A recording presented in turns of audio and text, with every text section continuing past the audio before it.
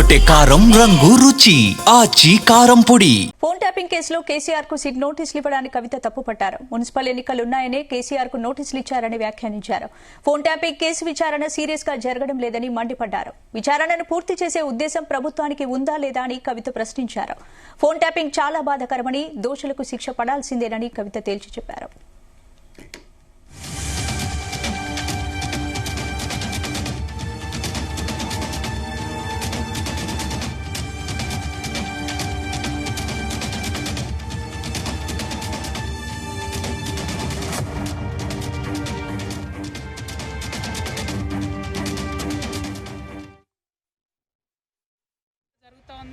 ఇవాళ ఎన్నికలు జరుగుతూ ఉన్నాయి కాబట్టి కేసీఆర్ గారికి నోటీస్ ఇచ్చినారు. కాకపోతే ఇది ఎక్కడో దగ్గర కంక్లూడ్ కావాలి. కంక్లూడ్ చేసే ఉద్దేశంలో ప్రభుత్వం ఉందా లేదా అనేది ఎవరికి కూడా అర్థం కాని పరిస్థితి ఉన్నది. జరిగినటువంటి ఫోన్ ట్యాపింగ్ వ్యవహారం డెఫినెట్గా బాధాకరం. కానీ దాని తగినటువంటి పర్యవసానాలు మరి నేరస్తులు ఎదుర్కొంటారా లేదా అనేటటువంటిది వేచి చూడాలి. Thank you. జై తెలంగాణ.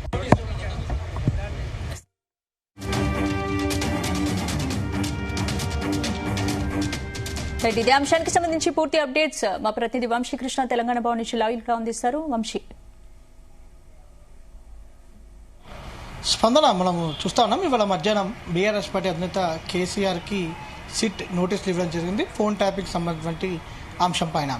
ఇదే అంశం పైన ఈరోజు మాజీ ఎమ్మెల్సీ తెలంగాణ జాగృతి అధ్యక్షురాలు కవిత మాట్లాడుతూ ఫోన్ ట్యాపింగ్ అంశం సీరియస్గా కొనసాగడం లేదని, ఫోన్ ట్యాంపింగ్ అంశం పైన కేసీఆర్ గారికి నోటీసులు ఇవ్వడం బాధాకరమని, ఈ విచారణ అనేది చాలా సీరియస్గా కొనసాగడం లేదంటూ కూడా ఆమె వ్యాఖ్యానించడం జరిగింది. ఫోన్ ట్యాపింగ్ చేసిన వాళ్ళకి తగిన శిక్ష పడాల్సిందే అంటూ కూడా ఆమె కుండబద్దలు కొట్టినటువంటి సందర్భం కూడా మనకు కనిపిస్తోంది.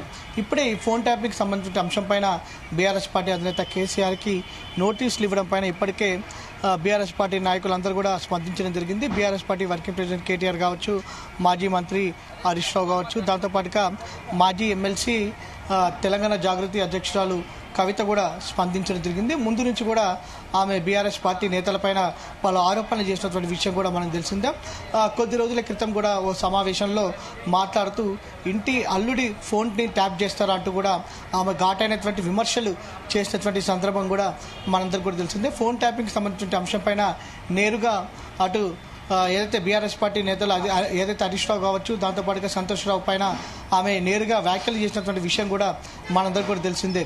ప్రజెంట్ ఫోన్ ట్యాపింగ్కి సంబంధించిన అంశంపైన సిట్ విచారణ ఇచ్చినటువంటి విచారణ నేపథ్యంలో రేపు బీఆర్ఎస్ పార్టీ అధినేత కేసీఆర్ విచారణకు హాజరవుతారా లేదా అనేది కూడా కొంత తెలియాల్సినటువంటి అవసరం ఉంది. ఎందుకంటే ప్రజెంట్ ఎర్రవల్లిలోని ఫామ్ హౌస్లో BRS party working president KTR కావచ్చు, దాంతోపాటుగా మాజీ మంత్రి హరీష్ రావుతో కూడా సమావేశం అవ్వడం జరిగింది. దాంతోపాటుగా అందుబాటులో ఉన్నటువంటి పలువురు న్యాయవాదులతో కూడా ఆయన సమావేశం అయినట్టు కూడా తెలుస్తూ ఉంది. ఎందుకంటే మున్సిపల్ ఎన్నికలు ఉన్నటువంటి నేపథ్యంలో కొంత ఇలాంటి సందర్భంలోనే నోటీసులు ఇవ్వడం కొంత ఇబ్బందికర పరిస్థితి, పార్టీ కొంత ఇబ్బంది పడే అవకాశం ఉంటుంది. కాబట్టి ఎలక్షన్స్ నోటిఫికేషన్ ఉన్న నేపథ్యంలో ఏదైతే ఇలాంటి విషయాలకు హాజరైతే కొంత పార్టీ పరంగా డిస్టర్బ్ అయ్యే అవకాశం ఉంటుంది నేపథ్యంలో న్యాయవాదులతో కూడా చర్చిస్తూ ఉన్నారు. విచారణకు సంబంధించి హాజరవ్వాలా లేకపోతే మరికొంత గడువు కోరాలా అనే అంశం పైన ఆయన కాసేపట్లో ప్రకటన చేసే అవకాశం ఉన్నట్టు కూడా తెలుస్తూ ఉంది. ప్రజెంట్ అయితే ఎర్రవల్లి ఫామ్ హౌస్లో BRS party working president KTR కావచ్చు, మాజీ మంత్రి హరీష్ రావుతో కూడా సమావేశమై ఈ అంశం పైననే చర్చిస్తూ ఉన్నారు. దాంతోపాటుగా అందుబాటులో ఉన్న న్యాయవాదులతో కూడా చర్చిస్తున్నటువంటి సందర్భం కూడా మనకు కనిపిస్తూ ఉంది. ఒకవేళ విచారణకు రాకపోతే మరి ఎప్పుడు వస్తారు, మళ్ళా సిట్ ఏమైనా ప్రత్యేకంగా మరొక నోటీస్ ఏమైనా జారీ చేసే అవకాశం ఉంటుందా, కేసీఆర్ మరి ఎప్పుడు హాజరవుతారు అనేది సిట్కి ఏమైనా వివరించే అవకాశం ఉందా అనేది కూడా తెలియాల్సిన అవసరం ఉంది. ప్రజెంట్ అయితే ఇద్దరు నాయకులతో పాటుగా పలువురు న్యాయవాదులతో కూడా సమావేశం అయినట్టు కూడా తెలుస్తోంది. కాసేపట్లో ఈ అంశానికి సంబంధించి కూడా ఒక క్లారిటీ వచ్చే అవకాశం ఉంది. స్పందన ప్రజెంట్ కాళేశ్వరం విచారణ సమయంలో కూడా బీఆర్ఎస్ పార్టీ అధినేత కేసీఆర్ ఇలాంటి గడువు అడిగినటువంటి సందర్భం కూడా మనం చూస్తున్నాము. కొంత ఆరోగ్యం బాగాలేదని ఆ రోజు కొన్ని వ్యక్తిగత కారణాల వల్ల హాజరు కాలేకపోతున్నా అనేది కూడా అన్నాడు. అంటే నోటీసులు ఇవ్వడం వెనుక మున్సిపల్ నోటీసులు ఇవ్వడం వెనుక మున్సిపల్ ఎన్నికల అజెండా ఉంది. కేవలం మున్సిపల్ ఎలక్షన్స్ ని దృష్టిలో పెట్టుకుని ఇది రాజకీయ కక్షగా తెలంగాణ నేతలు కానీ రాజకీయ నాయకులు కానీ మెన్షన్ చేస్తున్నారు. కాబట్టి ఏంటి అసలు కేసీఆర్ ఏ విధంగా స్పందించే అవకాశం ఉంది? వేచి చూడాల్సిన అవసరం ఉంది. ఎందుకంటే కాసేపట్లో పత్రికా ప్రకటన విడుదల చేస్తామనేది కూడా పార్టీ వర్గాల నుంచి అందుతున్నటువంటి సమాచారం.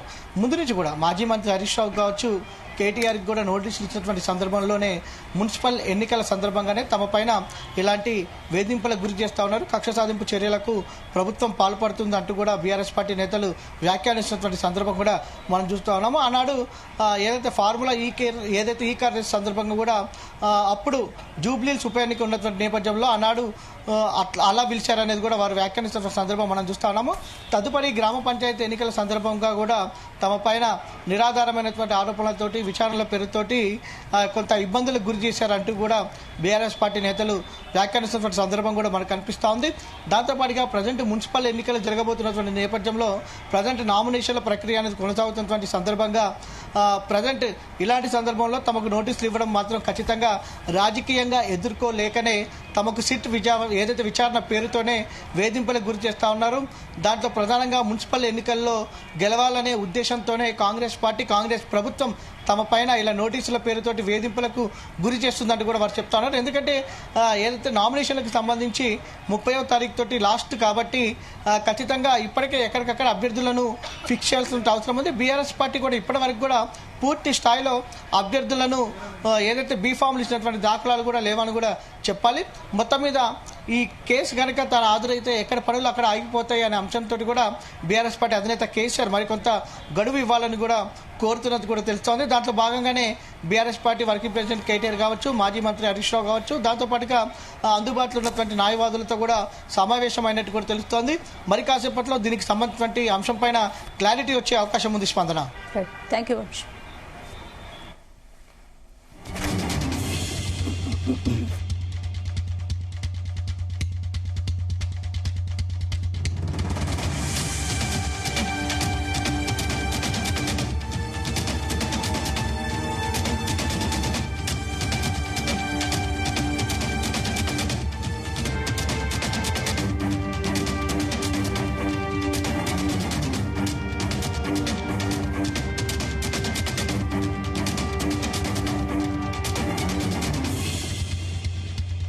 గుమగుమల వంటలే వంటలే తెరకొట్టే కారం రంగు రుచి ఆచి కారం పొడి.